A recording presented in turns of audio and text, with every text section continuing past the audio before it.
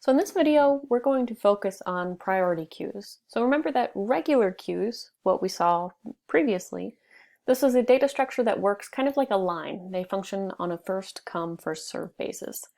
But with a priority queue, we can specify for each item a priority, and then items are removed based on what that priority is rather than when they were inserted.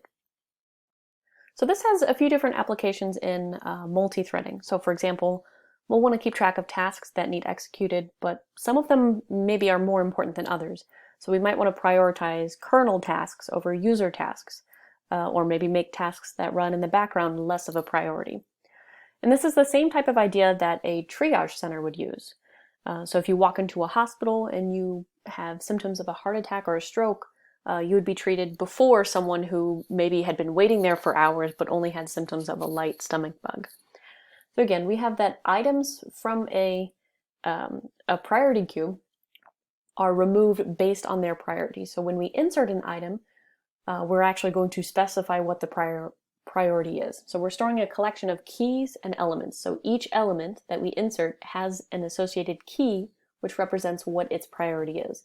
So when we insert an item, we specify for this object we're inserting, K is our key associated with it, its priority. And these can be anything, arbitrary objects and arbitrary keys. But then when we remove an element, we always remove the element that has the smallest key. So we don't get the option of which item to return, we have to return that item that has the smallest key. And without removing it, we can also just check to see which item has the smallest key, what is the value of that element, and then what is that smallest key value.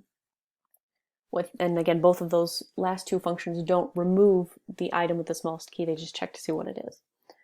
And then lastly, we always have, for every data structure, the ability to check how many items are in this container, and then are there no items in this container. So again, our objects can be anything, what we're storing in these elements, this can be anything, and our keys can be anything too.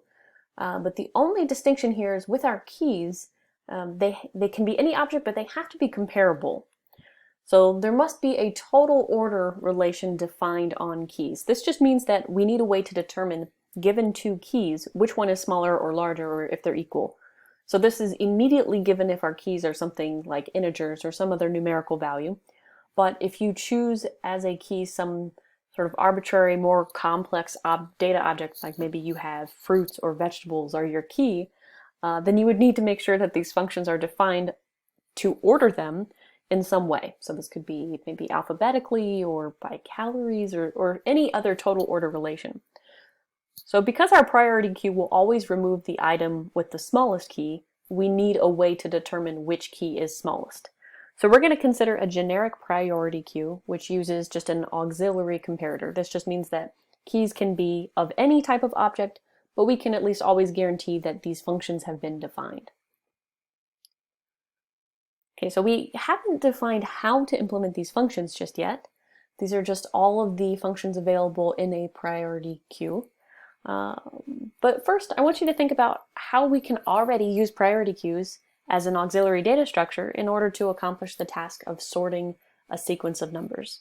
So suppose for the moment that you had a library, you could work with a priority queue object, you can call any of these functions. How would you use that in order to sort a sequence of, let's just say, integers? So you have an unordered sequence of integers. You can internally use a priority queue any way that you'd like. You can insert an item based on its key, insert an element based on some key value that you provide, and you can remove the item with the minimum key. So take a few minutes, try to think of how you would accomplish this task first, before you move on to the next video.